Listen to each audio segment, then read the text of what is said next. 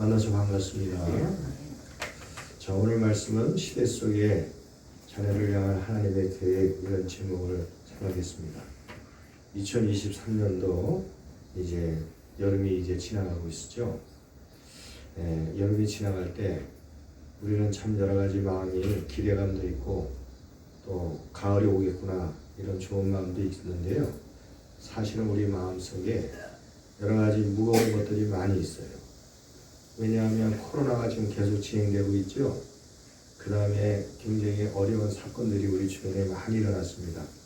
우리 김창환 전도사님이 기도를 은혜스럽게 해주셨는데 더위 때문에 여러 사람들이 목숨을 잃고 폭풍도 일어나고 자연재해도 일어나고 불이 나가지고 그 하와이의 그 섬 일부에 그 불이 나가지고 완전히 한 지역이 초토화가 되어버렸어요. 삶을 살아본 분들은 압니다. 그것이 회복되기 위해서 얼마나 많은 고통과 수고와 시간들이 필요할 것인가. 그분들은 과연 지금 어떻게 하루하루를 살아갈까. 참 너무나 어려운 무거운 짐들이 우리를 힘들게 하고 있어요. 오늘 이 고린도후서 1장에도 보면요, 1장에서 4장까지 쭉 보시면 사도가 된 바울이 많은 환난과 역경을 겪으면서 걸어간 자기의 삶의 흔적을 쭉 알려줍니다. 그때 당시나 지금이나 이 지구촌에서 벌어지는 일들은 하나님이 어차피 행하시는 일인데 참 여러 가지 어려운 일들이 많이 일어나고 있어요. 그런데 오늘 바울을 통해 주님이 뭐라고 말씀하시냐면요, 은혜와 평강이 있기를 원하노라 이렇게 말씀했어요. 1장 2절에 하나님이 자녀들에게 은혜와 평강이 있기를 원하노라 이렇게 말씀하신다는 거예요. 그럼 한번 이 말씀을 통해서 우리 자신을 한번 거짓이 없이 한번 살펴보세요. 나는 이 말씀이 하나님 말씀인 것은 사실로 믿는데 이 말씀이 내 마음속에 어떻게 그렇게 다가오나. 나는 지금 이 시대를 살고 이런 혼잡하고 상처가 많고 불이 나고 어둡고 자연재해가 일어나고 경제적으로 물가는 올라가서 고통스럽고 여기저기 막 폭동이 일어나고 아픔이 일어나는 이런 시대에 과연 나는 하나님의 은혜와 평강을 나는 과연 얼마나 피부로 느끼고 있느냐 하는 사실을 한번 생각을 해보세요.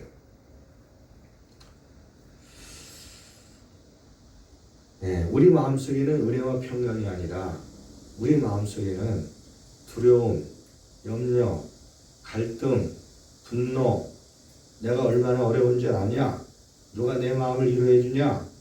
그런 생각들이 더 많지 않습니까? 그런데 하나님은 우리에게 은혜와 평강을 경험해라 말씀하고 계시잖아요. 그래서 이 말씀을 가만히 살펴보면요, 하나님의 은혜와 평강은 환경, 내 마음대로 뭔가 주장됐기 때문에 우리가 느끼고 경험하는 영적인 사실이 아니고 하나님의 계획과 뜻을 우리가 어려운 시대지만 느끼고 이해할 때 바로 거기에 하나님의 은혜와 평강을 우리가 경험할 수 있다 하는 사실을 우리가 알 수가 있습니다. 자, 오늘 바울이 당한 상황을 한번 살펴볼까요? 바울이 오늘 뭐라고 8절 9절에 보면요, 이렇게 말씀하고 있어요. 8절 9절에 보면 우리가 아시아에서 당한 환난을 너희가 모르기를 원하지 아니한다 그렇게 표현했어요. 제발 좀 알아라 이 말씀이죠. 그러면서 힘에 격도로 심한 고난을 당했고 살아갈 소망까지 완전히 끊어졌고 9절에 보면요, 우리는 우리 자신이 무슨 선고 받았습니까? 사형 선고를 받았대요. 그래서 결국은 그들이 이 바울은 이제 끝났구나. 우리 사역 끝났다. 우리가 가진 이 복음의 계획, 주님에게 부름받은 이 사역이 이제는 끝난 거 아니냐? 이런 상황까지 지금 환난과 역경을 경험했다는 거예요. 그런데 이 사실을 오늘 바울이 모르기를 원치 않는다 이러면서 지금 이 나열하고 있는데, 그럼 바울이 이것을 나열할 때 내가 얼마나 고생당했는지 아느냐? 여러분들 얼마나 내가 상처받는 사람인지 아닙니까? 이렇게 공치사를 하려고 이 말씀을 기록한 게 아니에요. 이 말씀 속에는요, 하나님이 이렇게 우리에게 이제 인생 끝났다. 큰 사망이 내게 다가왔다. 아픔이 왔다. 이런 절박한 상황까지 왔지만 그 속에서 하나님이 주시는 은혜와 평강을 나는 경험했다는 거예요. 이게 중요하다는 거죠. 이 사실이. 그러면 하나님이 이렇게 바울 같은 분, 이 사역하는 분들, 이분들에게 왜 이렇게 힘든 상황을 만들어 가시면서 살소망까지 끊어졌다고 하는 이런 절박한 상황 속에서 그들을 하나님이 이끌어 가시는 이유가 무엇일까요? 뭐 때문에 그럴까요? 오늘 본문 3절에 보면 바울 사도가 그 답을 말씀하는데 3절을 말씀해 보면요. 찬송하리로다. 그는 우리의 주 예수 그리스도의 하나님이시요 자비의 아버지시요 모든 무엇의 하나님이시죠? 위로의 하나님이시다. 이렇게 말씀했어요. 위로의 하나님이시다. 그래서 오늘 말씀 속에서 가장 중요한 것은 이 위로라고 하는 말씀을 계속해서 강조해요. 오늘 말씀을 집에 가서 한번 보면요. 위로가 몇 번이나 나왔나 한번 살펴보세요. 10번 나왔어요. 10번. 이 짧은 문장 속에 위로라는 말을 계속 하면서 하나님은 위로라고 하는 하나님이 내리시는 위로가 뭔지를 지금 이 사역자들에게 바울과 그 일행들에게 오늘 험악한 시대를 만나고 있는 사람들에게 이거를 하나님이 경험케 하시려고 이렇게 계획하시고 움직이고 계신다는 거예요. 오늘 이 4절 말씀에도 모든 환난 중에 우리를 위로하사 우리로 하여금 하나님께 받은 위로로서 그렇게 말씀했어요. 그러니까 바울은 지금 사역을 하면서 힘들죠. 어렵죠. 감옥에 가죠. 사람들 때문에 고통당하죠. 아침에 일어나는 것이 과연 가능할까 하는 이런 역경을 만나게 되죠. 그런데 그 속에서 하나님은 그에게 환경을 물론 바꿔줄 수 있는데 전능하신 아버지가 물도 가르시고 반석을 깨가지고 물도 내시고 홍해도 가르시고 죽은 자도 살리시고 그러면서 말씀 한마디로 역사하실 수 있는 그분이 그런 차원으로 하나님 자신을 계시하시는 게 아니고요. 그의 마음과 영혼 속에 뭘 가져오시냐면 위로를 가져오신다는 거예요. 위로. 이게 중요하다는 말씀이에요. 그래서 하나님은 오늘 우리가 위로를 하나님이 주시는 위로가 뭔지를 소유하고 경험하고 이 세상을 살아가기를 원하고 계셔요. 오늘 우리는 계속 눈에 보이는 가시적인 거, 물리적인 변화, 안 되면 되는 거, 막혀 있으면 열리는 거, 돈이 없으면 돈 주세요. 몸이 아프면 병 고쳐주세요. 자녀가 잘 되게 해주세요. 이런 걸 계속해서 우리는 요구할 때 있어요. 그런데 하나님 아버지는 우리에게 그것도 해결해 주시지만은 하나님이 마음에 가지고 있는 그런 위로를 우리에게 전달해 주기를 원하신다는 말씀이죠. 그래서 오늘 우리는 이 시대가 얼마나 정말 불같은 시험이 많습니까? 불같은 시험. 인생의 시험거리가 얼마나 많아요. 고통스러운 일들이 얼마나 많습니까? 그런데 우리 주님이 우리에게 이제 마지막 때가 가면 갈수록 세상은 더 험악해집니다. 요즘 우리 집사람하고 저희가 가정 예배 드릴 때 요한계시록을 읽으면서 기도하거든요. 요한계시록 10장까지 봤어요. 거기 요한계시록 9장에 세 천사가 나와서 이제 그 나팔을 불어 제끼는데 2인 재앙이 있고 나팔 재앙이 있고 대접 재앙으로 이제 마지막 끝나는 겁니다. 이 지구상이.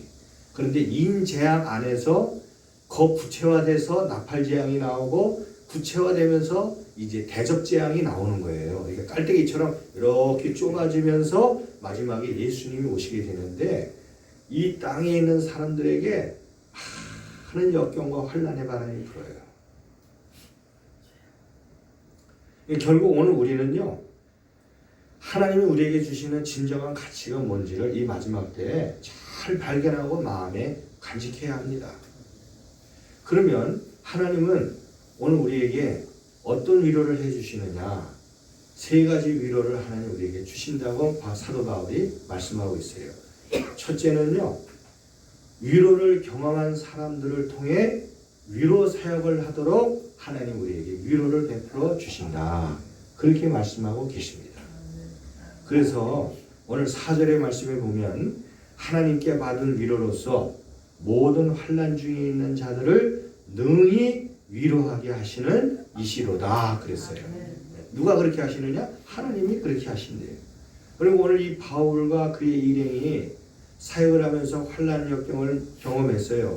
그런데 주변의 많은 사람들을 통해 그런 위로를 받았습니다. 그분들의 말, 눈빛, 헌신하는 거, 격려하는 거, 도와주는 것을 통해 많은 위로를 받았어요. 그래서 바울은 그걸 경험했죠. 아, 내가 이렇게 이런 사역을 통해서 위로를 경험했는데 하나님이 나에게 이런 역경을 통해서 나에게 뭐를 하시려고 하시느냐? 아, 고난당하는 사람들을 위로해 줄 수 있는 사람으로 나를 세우시려고 하시는구나 하는 사실을 깨닫게 되었다는 거죠. 여기서 이 위로라고 하는 말이요, 다른 말로 해석하면 다른 사람을 공감할 수 있는 마음을 갖게 됐다 이 뜻이에요. 내가 경험한 하나님의 위로로 다른 사람의 어려움과 낙심과 절망의 상황을 공감할 수 있는 사람이 되었다.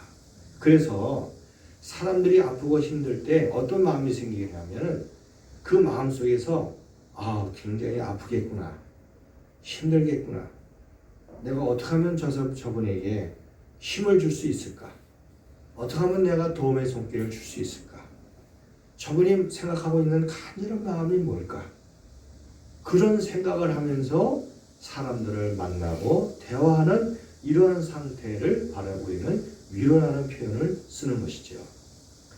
6절 말씀에 보면 우리가 환난당하는 것도 너희의 위로와 구원을 받게 하려는 것이요 이 위로가 너희 속에 역사하여 우리가 받는 것 같은 고난도 견디게 하느니라 그랬어요. 그러니까 바울 사도는 지금 죽을 것 같은 환경 속에서 그는 뭐를 깨닫냐면 하나님이 이 상황을 이기게 하실 텐데 이런 속에서 내가 당하는 아픔과 경험을 통해 또 다시 나를 어떤 사역을 통해 위로하도록 하나님 나를 세우려고 이렇게 경험하도록 인도하시는구나 하는 사실로 자신이 당하는 고난을 이해하게 되었다는 거예요. 할렐루야. 그 안에 하나님의 은혜와 평강이 있다는 말씀이에요.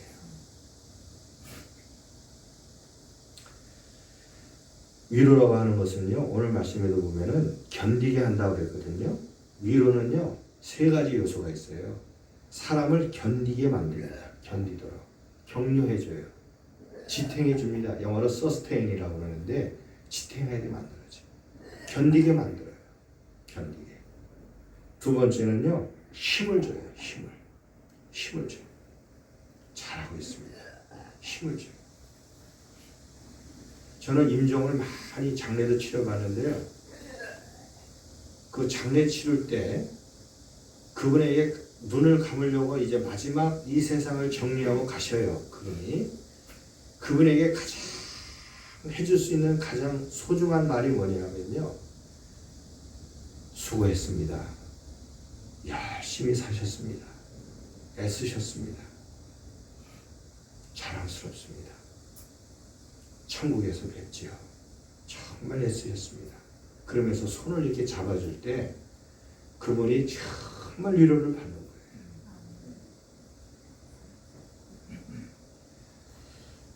이 바울이라고 하는 사람은 아주 독선적인 사람이었어요. 자기만 알고 실력으로 다른 사람은 월등히 높아져야 되고 목적을 가지고 목적 위주의 사람이었어요. 종교 심리도 마찬가지였습니다. 내가 아니면 다른 사람을 몰라요. 일단 내가 주인이에요. 주인. 그런 사람인데 하나님이 그를 만들어 가시는 거예요. 그래가지고 다른 사람의 마음을 공감할 수 있는 사람으로 이 사람을 만들어 가셔요. 그리고 하나님이 바울을 통해 다른 사람을 격려해 주는 사람이 되는 거예요. 힘을 주는 사람이 되는 거예요. 얼마나 아픕니까? 얼마나 아파요. 손을 잡아줄 때 그 눈에 눈물이 막 고이면서 그 사람 손을 잡아주는 사람으로 하나님이 만들어주는 거예요. 그리고는 위로 사역은 격려와 힘을 줄 뿐만 아니라 하나님께 함께 나아가도록 영적인 지원을 해줘요. 주님 앞에 나아갑시다. 하나님이 해결해 주실 겁니다. 하나님이 당신과 내 마음의 상처를 치유해 주십니다. 내가 주님을 통해 이 아픔을 치료받았습니다. 이렇게 해줄 수 있는 이 모습이 바로 위로의 사역입니다. 그러면 반대되는 사역은 무슨 사역이냐? 마귀 사역이에요. 마귀들의 사역은요, 완전히 반대예요. 겉으로는 가만히 가면을 쓰고 있다가 그 사람이 고통당하잖아요. 너 그럴 줄 알았다. 너 한번 이번에 한번 대차게 한번 당해봐라. 너 한번 당하는 걸 내가 구경할게. 그래? 그렇지. 너 다른 사람이 너에 대해서 뭐라고 얘기하는지 너 아니? 그러면서 완전히 그 사람은 짓밟아 놔요. 이게 바로 뭐냐면 마귀 사역이에요. 마귀 사역. 마귀는요, 계속 그 틈을 노립니다. 뒤에서 수근거리고 흠잡고 상대방을 짓누르고 상대방의 아픔을 이용해서 자기가 밟고 올라가려고 하고, 그리고는 또 정죄를 해요. 정죄합니다. 당신 같으니까 그런 일 당했다는 거예요. 당신 같으니까 그런 일에 빠질 수밖에 없다는 거예요. 그래서 막 정죄해요. 과거에 사도 바울이 가졌던 그 모습이에요. 오늘 우리는요, 정말 위로할 수 있는 마음을 우리는 주님을 통해서 배우고 있습니다. 저도 마찬가지고 오늘 우리 모두 다 마찬가지예요. 그래서 또 다른 어떤 사람들을 위로해 줄 수 있는 자리에 우리를 세우시고자 주님을 우리를 이끌어가고 있다는 사실을 오늘 이 말씀을 통해 다시 한번 마음에 간직하시기를 축복합니다. 두 번째, 주님의 위로는요, 그리스도의 고난을 통한 위로를 우리의 마음속에 경험케 하신다는 거예요. 오늘 이 9절 말씀에 보면 오직 죽은 자를 다시 살리시는 하나님만 의지하게 하려 하심이라 그랬어요. 아마 바울이 너무너무 고통스러워서 하나님, 나 이거 죽을 지경입니다. 나 좀 살려주세요. 그렇게 막 주님 앞에 간구하며 기도할 때 하나님의 영이 그에게 오셔서 깨달음을 준 거죠. 오직 죽은 자를 다시 살리시는 하나님만 의지하도록 내가 네 환경을 만들어가고 있지 않냐. 그리고 죽은 자를 살리신, 죽은 자가 누구예요? 예수님 아십니까? 그분을 다시 살리신 하나님을 의지하도록 만드신다는 거예요. 그리스도 예수가 죽었다가 처참하게 죽으셨어요. 그리스도 예수님. 피 흘려 고난당하시고 채찍에 맞고 말도 안 되는 인간들에게 침뱉음을 당하고 도살장에 끌려간 어린 양같이 끌려가시고 착고에 채워서 그러면 골고다 언덕에서 처참하게 무너지지 않으셨습니까? 그 밑에 울고 있는 어머니 마리아와 여성들과 옆에서 낙심하고 서 있는 제자들의 모습을 한번 상상해 보세요. 그렇게 무너진 그 주님을 통해서 우리를 위로해 주신다는 거예요. 주님이.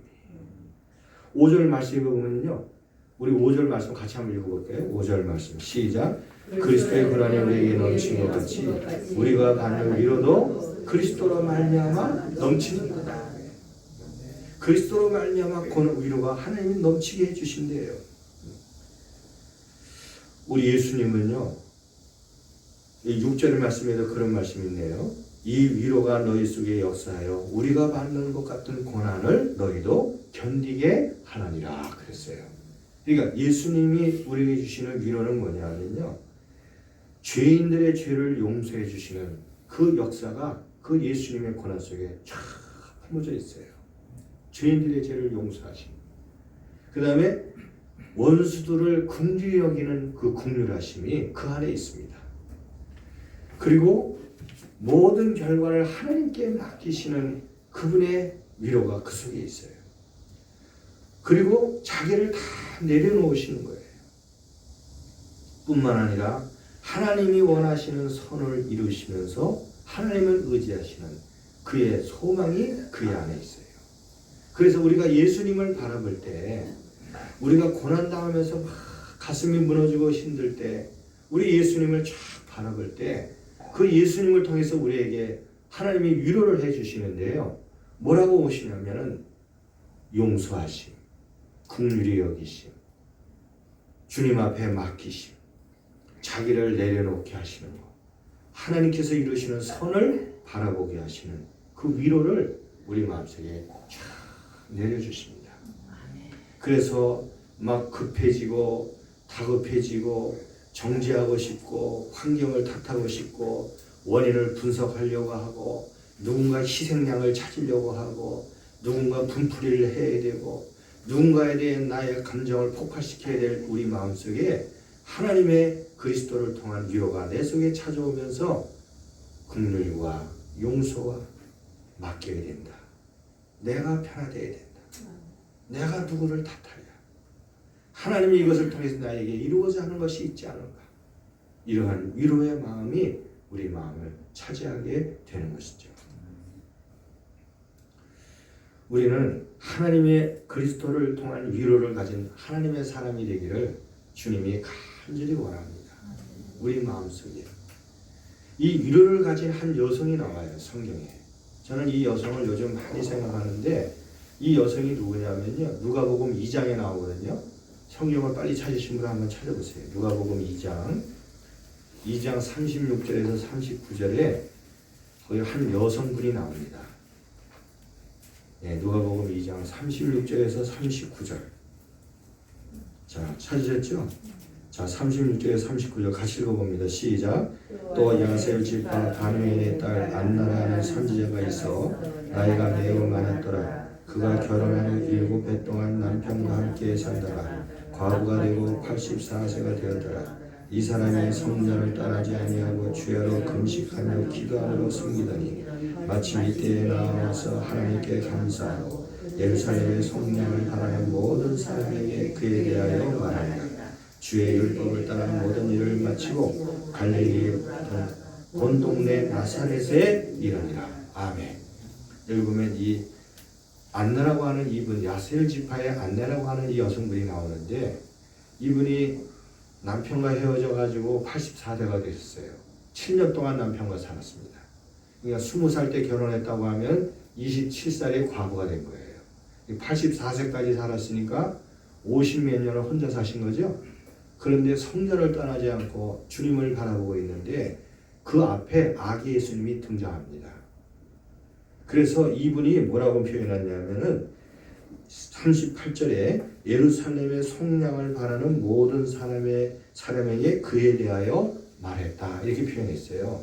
속량이란 말은 회복을 말하는 거거든요. 예루살렘이 언제 회복됩니까? 이 나라가 언제 회복이 됩니까? 할 때 진정한 위로를 그에게 준 겁니다. 예수님을 통해. 이 아기를 통해 우리를 회복시킵니다.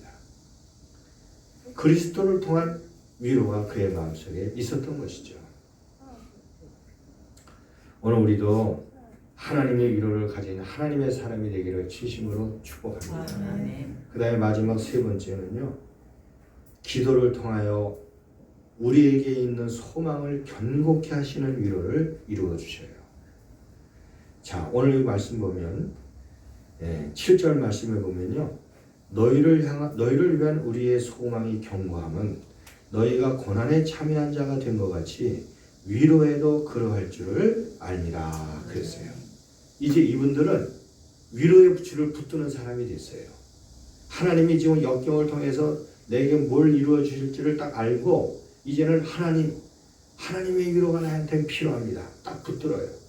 그 위로는요, 뭘 이루냐면 우리의 소망을 견고하게 만든다는 거예요.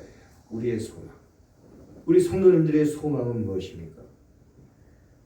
우리가 천국과 연결된 진정한 소망이 있다는 증거는 뭐냐면요.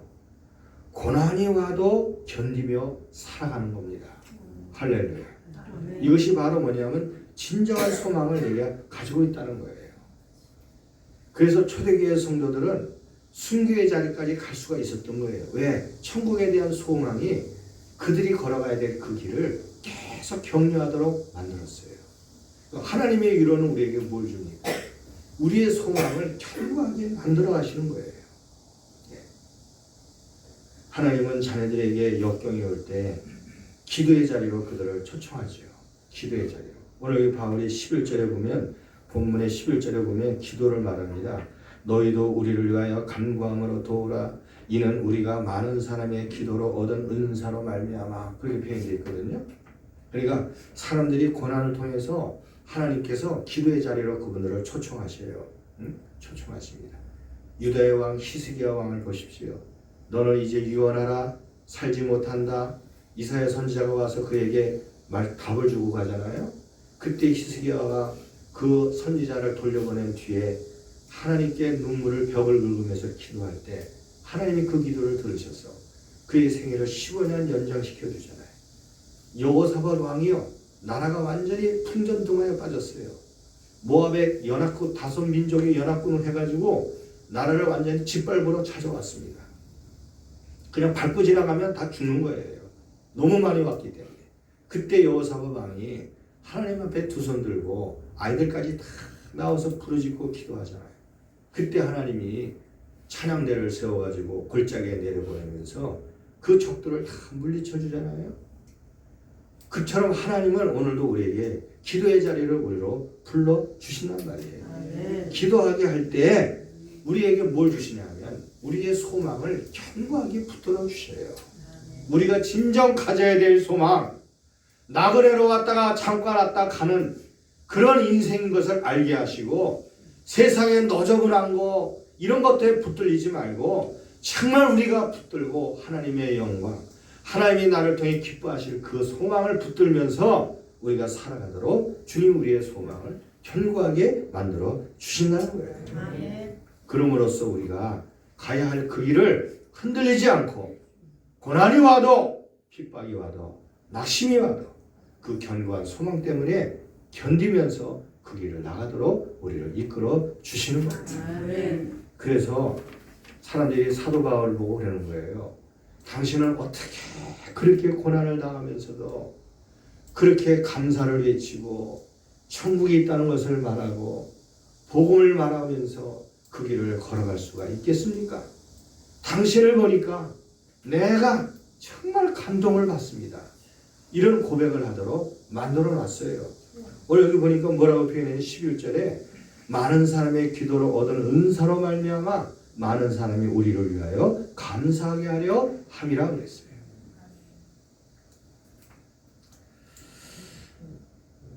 하나님은요, 지금도 우리의 소망을 견고하게 하시는 일로 우리의 삶을 이끌어 가십니다.